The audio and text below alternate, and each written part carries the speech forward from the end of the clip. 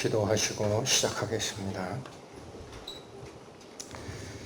하나님 아버지, 이 시간은 저희에게 생명을 부여하신 하나님의 그 영광과 오묘하신 솜씨에 대하여 살펴보자 합니다. 이 진리를 향하여 나아가는 과정에 잘못 배웠던 사람들의 지식과 편견이 방해가 되지 않도록 저희 마음을 열어서 하나님의 영광으로 채워주시는 은혜 있기 원하오니 인도하여 주옵소서. 예수님의 이름으로 기도 올립니다. 아멘. 어제 1회차 제가 소개해드린 것이 우리를 낳아주신 육신의 부모 그 저 뒤편에 생명을 원천적으로 주셨던 생명의 아버지가 계시다라는 말씀을 드렸습니다. 그분이 바로 하나님이다. 그런데 이 영광스러운 그 진리 안으로 들어가려고 하면은 의심의 장막이 하나가 있습니다. 그게 뭐냐? 학교에서 배웠던 인간적 지식이에요. 무슨 쓸데없는 소리를 하냐? 누가 만들었다고? 아니야, 진화됐어. 이 얘기들을 하거든요. 그래서 우리가 하나님을 예배할 때는 성경 말씀대로 하나님은 영이시니 예배하는 자가 영과 진리로 예배할지니라 그렇게 되어 있습니다. 그래서 하나님을 직접 만나는 과정은 영적인 각성과 영접으로 이루어지지만 그 영을 향하여 나가는 과정에 비진리가 그걸 막고 있다면 하나님 믿지 못합니다.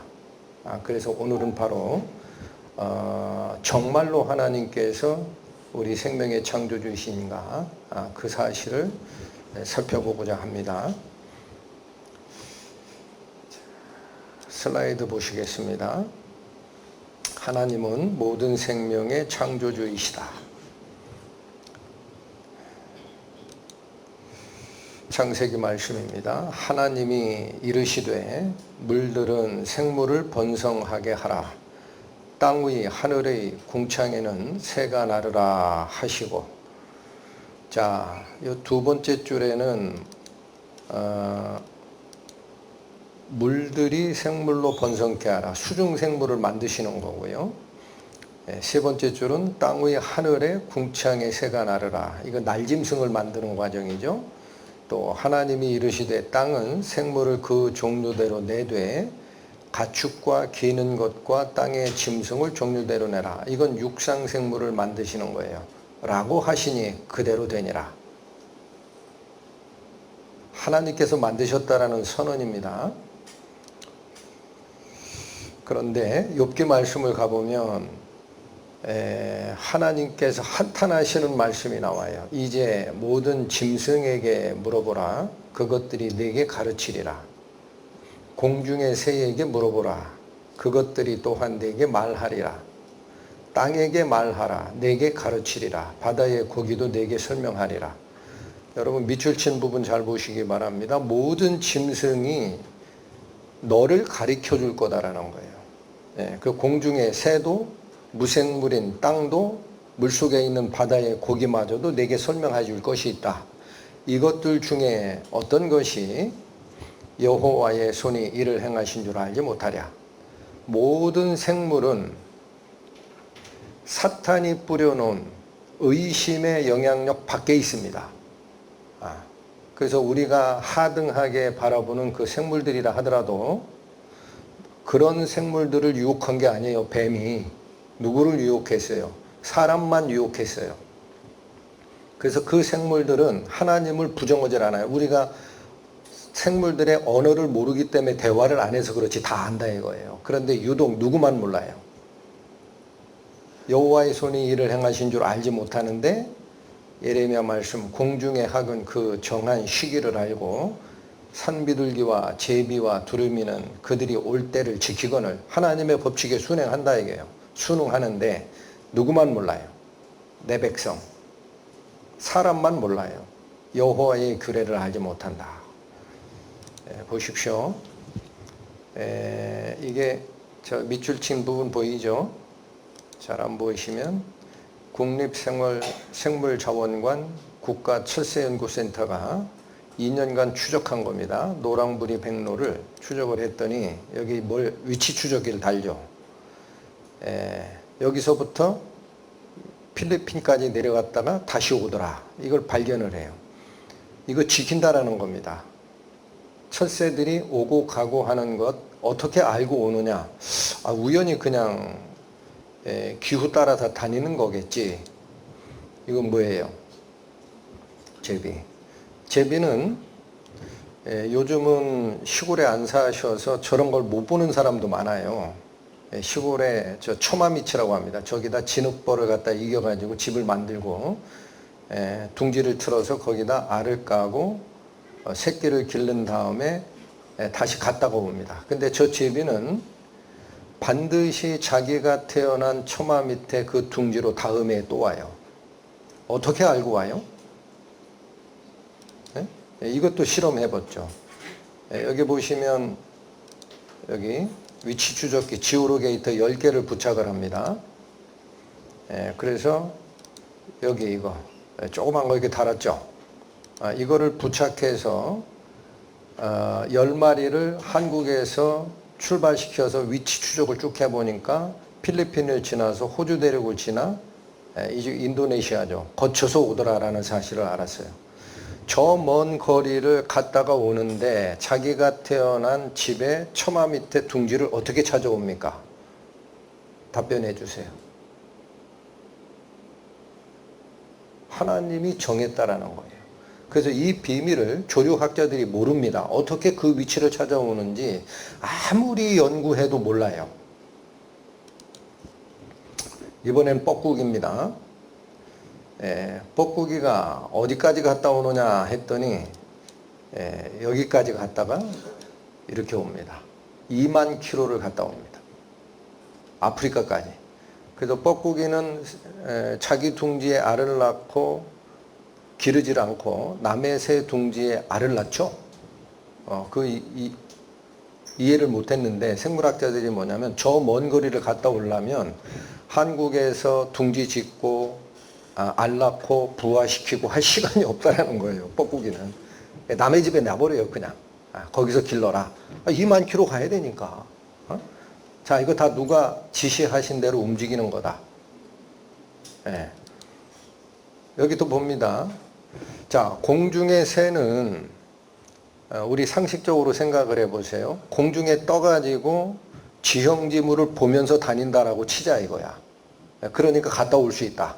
그런데 저기 지금 보이는 저거는 무슨 생물이에요? 수생생물. 연어입니다. 연어. 얘는 위에 떠서도 다니는 새하고 달라요. 물속에서 다녀요. 그러니까 아무리 물이 맑아도 앞에 20m 전방을 확인이 잘 안 돼요. 그런데 이 연어가 이 빨간색 화살표는 아시아 연어입니다. 우리나라에서 이게 기생해요. 나서 태평양 전체를 돌아다니다가 일로 들어오더라 이거야. 그래서 여러분 우리나라 저 강원도 가면 남대천이라고 있죠. 거기에 연어가 다시 돌아오기 때문에 이 회유성 어류라고 합니다. 그래서 어미 연어를 잡아가지고 알을 채취를 해서 부화시켜가지고 남대천에 그냥 풀어줘요. 왜 풀어주느냐? 태평양 가가지고 한 4, 5년 등치를 키운 다음에 꼭 오거든. 거기를 찾아오거든. 그러니까 뭐하러 그 가두리 양식을 하냐 이거야. 신기하게 쫓아오더라. 여기 청색 화살표는 일본에 사는 이거 먼저 보시죠. 초록색 화살표 일본에 사는 시마연어라는데 여기로 또 돌아다녀요. 여긴 좀 행동 반경이 작죠. 청색은 북미연어 해서 알래스카에서 출발해가지고 북태평양 돌아다니다 갑니다. 어떻게 알고 갑니까? 물속에서 누가 시킨 대로 하는 거다. 하나님께서. 저거 연구를 생물학자들이 아무리 연구해도요. 별의별 가설이 많았어요. 남대천의 물맛을 안다. 연어가. 그거밖에 이해가 안 돼. 눈으로 보는 것도 아니고. 그런데 생각해 보십시오. 여기 돌아다니던 이 아시아 연어가 남대천 물맛을 어떻게 알고 여기서 쫓아가요? 에? 남대천 여기 나오면 동해바다에만 가도 물이 희석이 돼가지고 남대천 물맛을 어떻게 그걸 걔가 탐지를 해냅니까? 쓸데없는 얘기지.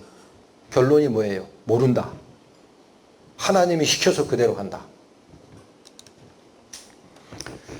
하나님이 모든 것을 지으시되 때를 따라 아름답게 하셨고, 자, 이 말씀 나오는데 여기 번역이 원어에 가깝게 하면 때를 따라 아름답게 했다라는 게 아니고, 아름답다라는 이스라엘의 문학적 표현은요, 적절하게 또 알맞게 그런 뜻입니다. 제대로 작동하게라는 뜻이에요. 제대로. 그래서 제때에 알맞게 만드셨다라는 거. 그래서 굳이 큰 거 볼 필요 없어요. 우리 제일 여름에 싫어하는 뭐예요? 모기잖아요. 확대를 시킨 모습입니다. 그러니까 이게 미생물이고 아무것도 아닌 것 같은데, 여기 보면 이게 주둥이에요.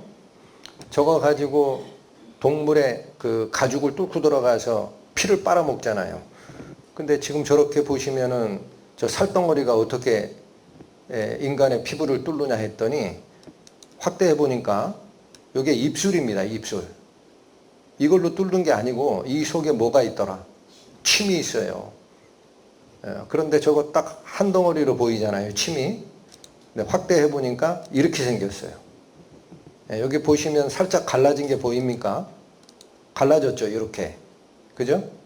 이게 뭔가 했더니 이 곤충학자들이 참 힘들게 했어. 이걸 다 연구를 했더니 이게 한 쌍, 얘와 얘가 한 쌍, 요게 한 쌍 해서 두 개씩 세 쌍의 결합이 그 모기의 침이더란 얘기예요. 그래서 이거는 여기 잘 보시면 톱날처럼 돼 있죠. 끝이. 그죠? 그 얘는 언제 쓰는 거냐? 동물의 피부가 굉장히 강하거든요. 여러분 주사 놓을 때도 주사바늘이 그 찌르고 들어갈 때 쉽게 잘 안 들어가요. 그러니까 그걸 썰어야 돼요. 이 써는 톱이야. 요 두 개는 뭐냐면은 휘짓고 돌아다닙니다. 안으로 들어가서 혈관을 찾는 데 써요. 아무데나 꼽아가지고 뽑는다고 피가 들어오는 게 아닙니다. 실핏줄을 딱 만나야 그 피가 들어와요. 그 다음에 얘네는 뭐냐면 하나는 흡입관이에요. 이거는 요거 잘 설명을 드릴게요. 이제부터. 그래서 이렇게 세 쌍이 돼 있다는 얘기인데, 자 보십시오. 이 모기가 빠는 거. 자, 저 동작이 어때요? 그냥 쑥 들어가는 게 아니라 드드드드드 하죠. 톱으로 써는 작업이에요. 그리고 썰어요. 들어갔어. 자, 잠깐 요거는 요게 입술이라는 거예요. 요게 침이고. 자, 그런데 써는데 분해해 보니까 입술 말고 저 침이 한 덩어리로 보이잖아. 한 덩어리. 그 한 덩어리가 아니야. 이게 톱날. 썬 때 쓴다. 두 번째 세트. 휘집는 데 쓰는 게 있어요. 자, 요거 보이죠, 지금? 실핏줄 찾아 들어가요? 찾았어요? 이건 이제 흡입해요. 자, 요게 핍니다. 여기 흡입에 들어가죠? 그런데 문제가 뭐냐면 나머지 하나가 관이 뭐냐? 이건 흡입이 아니라 자기 몸에 있는 물질을 집어넣는 겁니다. 이게 무슨 말이냐면 실핏줄을 타고 들어가면은 우리 피를 빨리는 생물, 우리 인체에선 반응이 나와요. 뭐가 일어났다라는 거예요. 피가 지금 밖으로 샌다라는 거를 알아요. 그러면 우리 반응이 뭐예요? 피를 굳히죠. 여러분 상처 나면은 피가 계속 나오는 게 아니라 피를 굳히는 응고물질이 딱 나옵니다. 우리 반응이.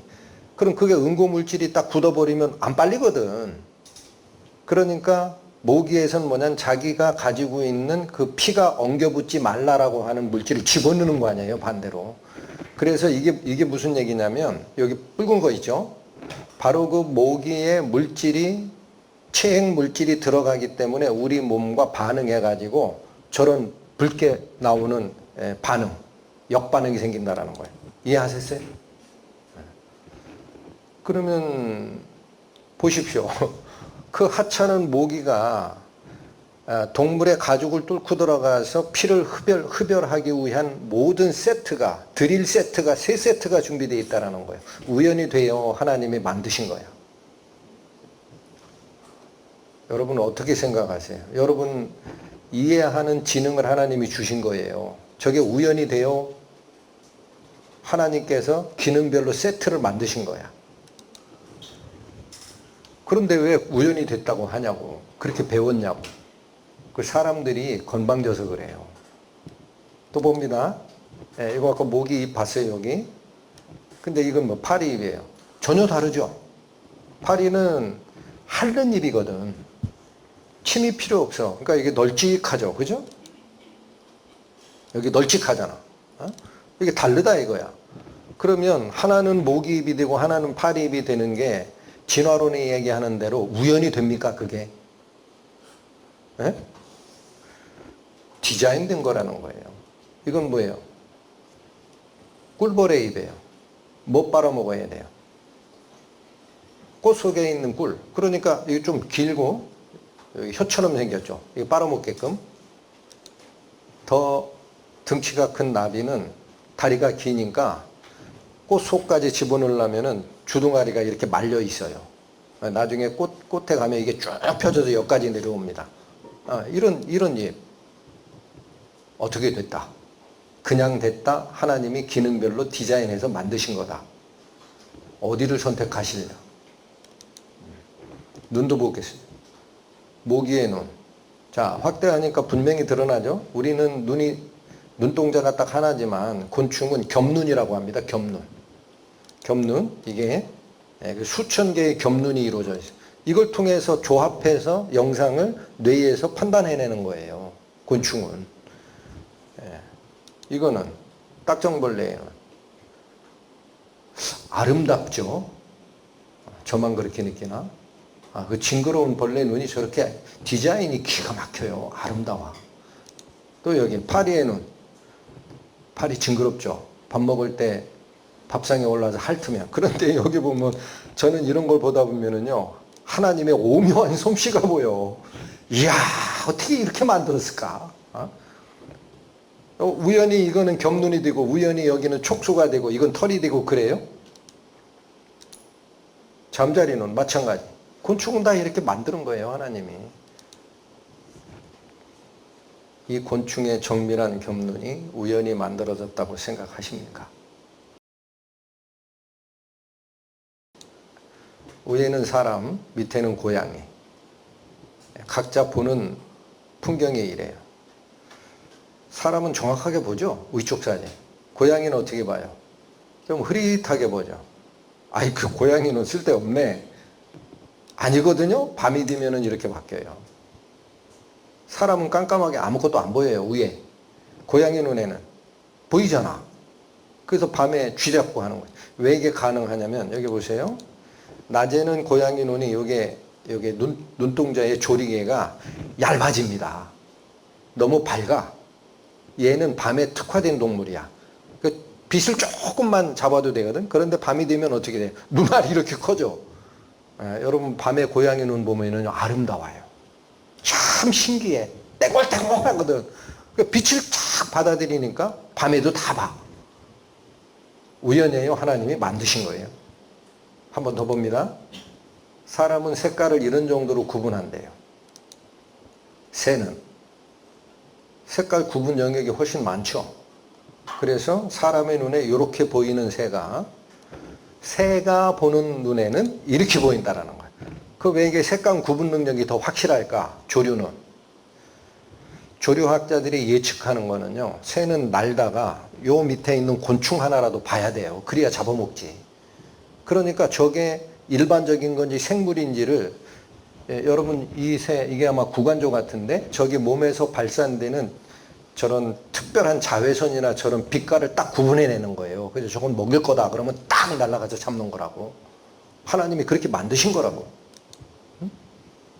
자 여기 보세요. 딱정 풍뎅이 발 별것도 아닌 것 같죠? 이거 확대해 보세요. 어때요? 여기 발톱. 그러니까 여러분 그 화장실에서 혹시 이 양치질 같은 거 하시다가 목이나 이런 게 거울에 딱 붙은 거 보신 분? 거울에 붙어요, 거울에. 벽이 아니라. 그거 어떻게 붙어 있어? 그 뺀질뺀질한데? 우리 눈에는 뺀질뺀질하죠. 그런데 곤충의 세계에서 보면은 저 발톱을 걸 만한 뭔가 있는 거예요, 거기에. 예? 그 접게 돼 있잖아요, 이렇게. 여기 나방이, 더듬이, 확대하니까 어때요? 저 우연히 됐어요, 고정밀 안테나 같아요. 예? 예, 보세요. 예, 이 안에 어마어마하죠. 어? 이거 가지고 더듬이 역할을 하는 거예요. 그래서 쭉 더듬다가 이게 물건인지 아닌지 도망가기도 하고 내가 잡아먹을 거면 빨아먹기도 하고 하는 겁니다. 저런 게 어떻게 랜덤하게 됐다고 하느냐 이거예요. 하나만 더 보여드릴게요. 네, 여기 잠깐 요 우화라고 표현합니다. 이 앞에 이 우자가 새의 깃털을 나타내는 우자입니다. 여러분 그 땅에 다니는 우리 지상동물, 우리 여기 머리털 있죠. 근데 동물의 머리털은 한자로 우라고 안 하고 모라고 그래요. 뭐 털모, 모피코트 하죠. 그 털하고 달라요. 이건 새의 털을 깃털 우자를 쓰는데 곤충이 새가 됐다는 얘기예요. 자, 이거 보세요. 애벌레들은 딱딱한 껍질로 쌓여 있어서 가끔 겉옷을 벗어야 더 크게 자랄 수 있다. 이 과정을 탈피라고 한다.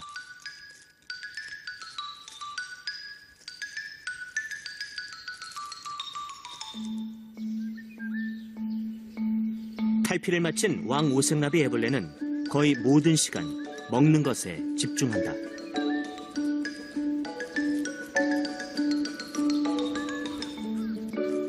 애벌레와 나비의 중간 단계, 번데기가 되는 것이다.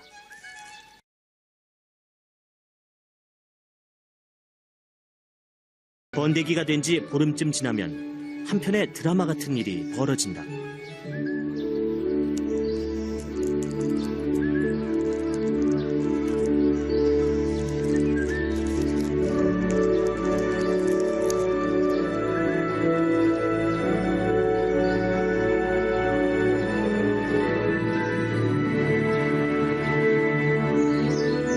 화려한 변신의 주인공은 왕오색나비. 보셨어요? 이거를 한자로 뭐라고 한다? 생물학자들은 변태라고 합니다. 모양이 바뀌었다라는 거예요. 그런데 한자로 우화라고 하는 거는 새가 됐다라는 뜻이에요. 땅에 기든 생물이 어떻게 저렇게 날짐승이 되느냐. 자, 여기 보십시오. 이거 우연이라고 하죠. 누가? 진화론자들이. 잘못 배웠다니까요. 자, 이렇게 얘기해. 이렇게 바뀌어요. 그런데 이렇게는 안 되는 거야? 이거예요. 그럼. 아니, 우연이라면. 제 말 어렵지 않아요. 우연이라면 왜 저렇게만 가느냐? 역으로도 가야지. 그러면 그게 우연이지. 랜덤이지. 그죠? 이렇게는 왜 안 돼? 하고 했더니 이걸 리버사이드 대학하고 시즈오카 대학에서 결합된 연구팀이 이걸 연구를 해봤어요. 그랬더니 세포 속의 DNA 양이 변태 과정에 시동을 건다라는 사실을 확인해요. 그게 무슨 말이냐 했더니 DNA가 계속 복제가 되면서 세포 핵을 키우는 방식으로 변태가 일어난다라는 거예요. 이거 좀 어려운 얘기예요. 세포 핵이 커지는 경우는 없습니다. 세포가 복제가 되는 거지. 근데 이 변태라는 거는 핵 자체가 커져요. 그래서 되더란 얘기야. 그런데 DNA 복제는 반대로 안 일어나거든. 그래서 어떻단 얘기야. 변태 과정도 반대로 진행될 수 없다. 누가 확인한 거다? 생물학자들이. 그러니까 DNA가 변태를 이끌어내는 거예요. 우화를. DNA 없이는 안 되는 거지. 어? 여러분 제 의견이니까 들어주세요. 땅에 기든 곤충이 꼬치 속에서 자신이 죽고 그 꼬치를 깨고 나오면 날짐승이 된다라는 걸 왜 하나님이 이 땅에 보여줬을까? 우리의 운명입니다. 우리가 땅에 발을 딛고 살죠. 우리가 죽고 나서는 어디로 간다라는 거예요? 하늘의 영광에 참여한다라는 거예요. 본보기로 보여주는 거예요. 안 된다 이거야. 또 보십시오. 동물만 이렇게 신기한가요? 식물도 보십시오. 식물은 환경을 이용하기도 한다. 그 중 하나가 바로 바람이다.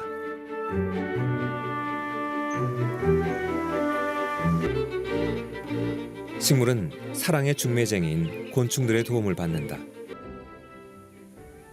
항아리 모양의 꽃잎을 갖고 있는 광릉 요강꽃.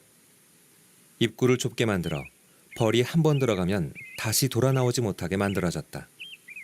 대신 위쪽의 구멍으로 이동하도록 유인하는데 바로 그곳에 꽃가루가 있다. 암벌의 외모와 꼭 닮은 꽃잎. 게다가 강력한 페로몬을 발산한다. 속아 넘어간 수벌이 짝짓기를 시도하는 사이 온몸엔 꽃가루가 묻는다. 파리 한 마리가 꽃에 앉는다. 그런데 순식간에 꽃이 움직이더니 파리를 가둔다. 빠져나오는 동안 파리는 꽃가루를 옮긴다.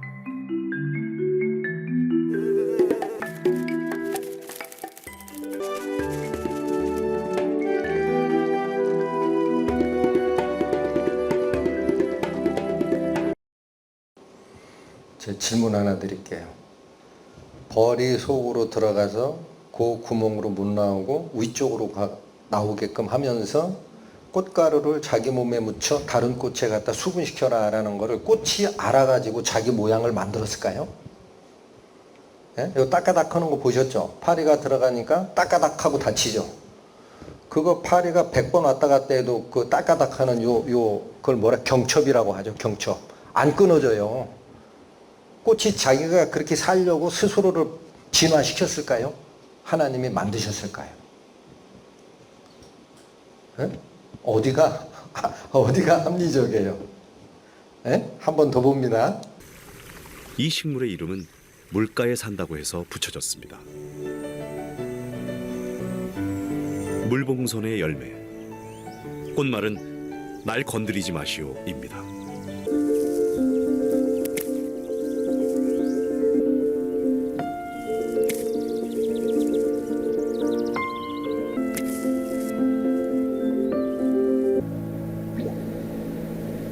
물봉선 씨앗은 스스로 폭발해 물로 뛰어듭니다.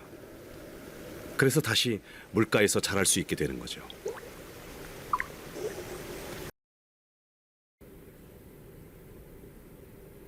꽃이 진 뒤 씨방자루가 기둥처럼 길어집니다. 기둥 아래쪽에 씨앗이 있죠.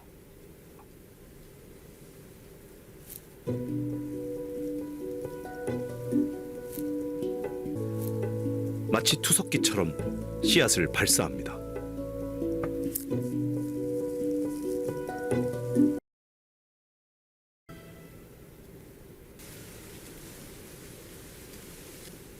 이 창같이 생긴 씨방자루의 역할은 무엇일까요?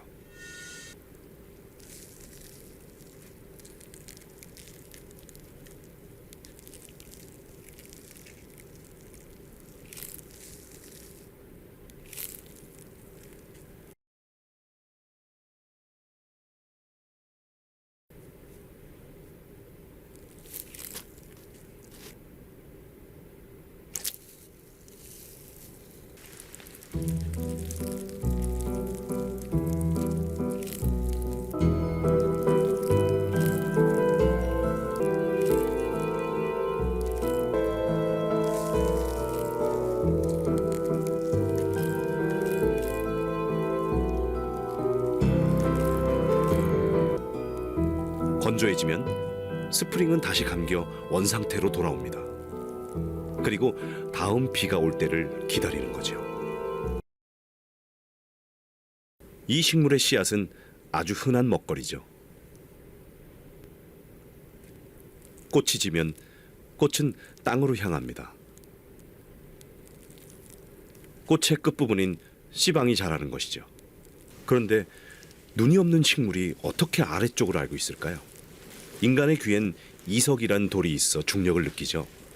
이 식물의 씨방 끝에도 이러한 구조가 있어 중력 방향으로 자라게 됩니다. 한 달 정도의 시간이 흐르면 씨방자루 끝에서 씨앗이 자랍니다.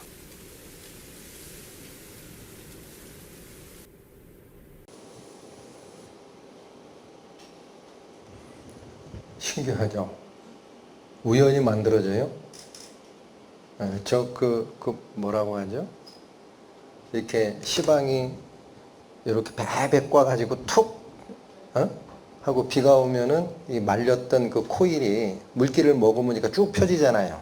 그러면서 얘가 이렇게 회전하면서 딱 여기 걸리니까 반대로 요 씨가 회전을 먹죠.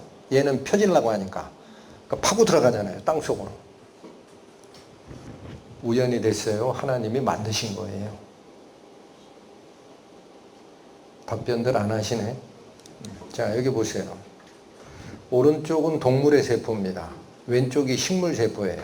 식물이 움직이지도 않고 말도 못하고 생각도 못한다 그래가지고 우리는 무식하다고 생각했는데 생명체는 중요한 게 있습니다. 둘 다 뭐가 있어요? 세포가 있고, 다른 것은 식물의 세포가 다른 거는 엽록체하고 세포벽이 격자형으로 돼 있다는 거예요. 그러니까 이거는 쭈글쭈글해지지만 얘는 형태를 잡고 줄기가 되고 꽃이 되고 하는 겁니다. 엽록체는 왜 필요해요?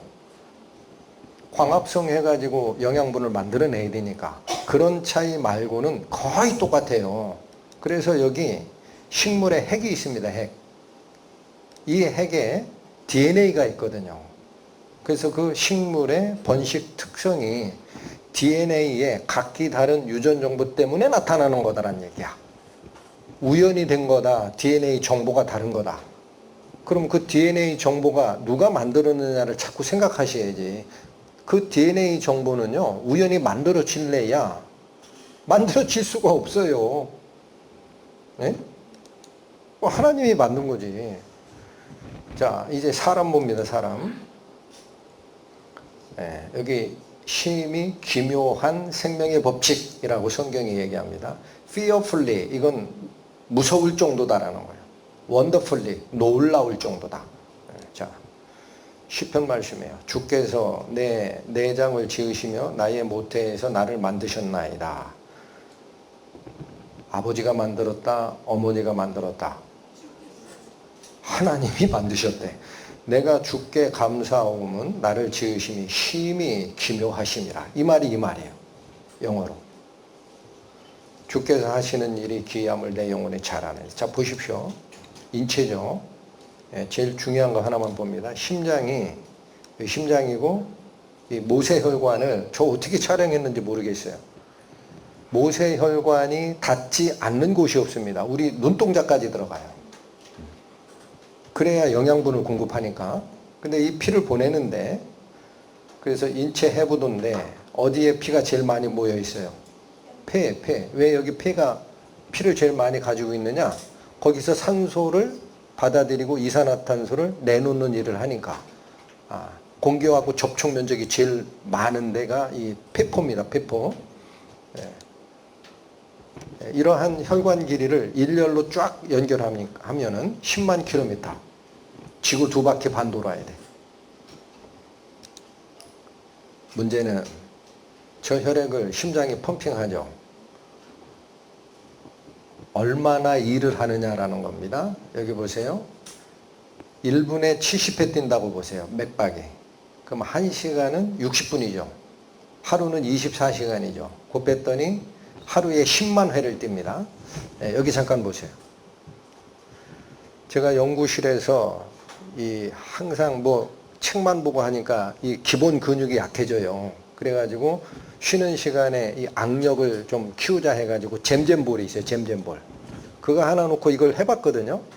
100번을 못해요. 아파. 조금 무리해서 한 200번 하면 있죠. 이게 쥐가 나요. 해보세요. 궁금하시면. 맨손으로도 해보셔도 돼. 한 300번 이상 하면 여기 쥐가 나. 그런데 저 심장은 얼마 동안 해요? 1분 동안, 1시간 동안 계속. 근데 쟤는 왜 쥐가 안 나? 알려주세요. 근육 조직이 달라요. 근육 조직이 다르다고. 저건 쥐가 안 나게 돼 있어. 얘는 낮에만 뛰어요, 밤에도 뛰어요. 자, 하나만 더. 우리는 움직이는 이 근육이나 이 관절을 나의 의지대로 움직이잖아요. 그런데 내 의지가 쉬는 시간이 잠자는 때야. 그때 저 심장도 같이 쉬어버리면 어떻게 될까? 죽지. 그런데 쟤는 내 의지와 관계없이 움직이게 돼 있어요. 그래서 내 의지대로 움직이는 이 명령 계통을 신경계라고 하는데, 내 의지와 상관없이 자동적으로 뛰어라라고 하는 신경계가 따로 있습니다. 분리되어 있어요. 그런 신경계를 뭐라고 그래요? 자율신경계, Autonomic Nervous System. 그게 없으면 죽어버리거든. 여러분, 우리가 아파가지고 병원 가서 마취하고 수술 받을 때 마취해도 쟤는 뛰어요. 마취제가 쟤를 영향을 안 줘. 왜? 살아야 되니까. 왜 그렇게 만드신 거야? 하나님이 만든 거지. 우연히 자율신경계가 따로 독립이 돼요? 예? 자, 성경에서 그래서 뭐라고 하느냐? 나를 훈계하신 여호와를 송축하라. 밤마다 내 심장이 나를 교훈하도다. 오늘 자고 내일 아침에 일어날 때마다 하나님께서 내 생명을 밤 동안 지켜주셨구나. 이걸 기억하셔야 돼. 주께서 얼굴을 숨기시면 그들은 떨면서 두려워하고, 주께서 호흡을 거두어 들이시면 그들은 죽어서 본래 흙으로 돌아갑니다. 여기 잘 보십시오. 호흡을 거두어 들이고 말고 권한이 누구에게 있다라는 거예요. 나에게 있다, 주께 있다. 여기 주께 있다. 이 자율신경계 누가 지금 관장하고 있다? 답변하세요. 하나님이 하시는 거예요. 내가 해요? 하나님이 하세요? 하나님이 하세요. 그래도 너 오늘이라도 들어와라 하면은 가는 거예요. 생명이 젊다고 오래 살고 나이 늙었다고 늦게 사는 게 아니에요. 하나님이 부르시는 순서대로 가는 거라고. 자, 그래서 여기 보십시오. 아까 그 DNA 얘기했어요. 식물도 여기도 봅니다. 동물도. 이게 어느 부자의 사진인데, 이분 그 턱에 있는 수염만 딱 빼버리면 부자간이 닮았죠. 어떻게 닮아요? 시도둑은 못한다라는 말이 있듯이 닮아? 그게 어떻게 닮았지? 하고 봤더니 엄마 아빠가 결혼해서 나를 낳을 때 엄마 아빠의 DNA가 딱 아기한테 이전된 거거든. 정보가 복사가 된 거거든. 그러니까 어때요? 닮지? 그래요, 안 그래요? 내 마음대로 내가 낳는 아이들 모양을 만들겠다 그러면은, 우리 아들 딸내미 여기 있는데 지금도 이쁘지만 기가 막히게 만들 것 같아. 기가 막히게. 딸은 미스 코리아, 아들은 스트롱맨. 이렇게 만들 거야. 내 마음대로 만들어요. 하나님이 DNA 정보를 복사해서 가지고 가라 하는 거예요. 보십시오. 조금 복잡한 얘기인데, 사람의 몸에 세포가 60조 개가 있답니다. 대충. 못 세요. 그런데 이 세포에 핵이 있습니다. 그걸 세포 핵이라 그래요. 근데 요거를 또 들어가니까 염색체가 그 속에 있어요. 이 염색체가 어떤 역할을 하느냐 했더니 얘를 쭉 풀어냈어요. 했더니 실덩어리야. 진짜로 실이 아니라 살덩어리, DNA가 꼬인 그 살덩어리야. 그 살인 줄 알았더니 아니야. DNA야.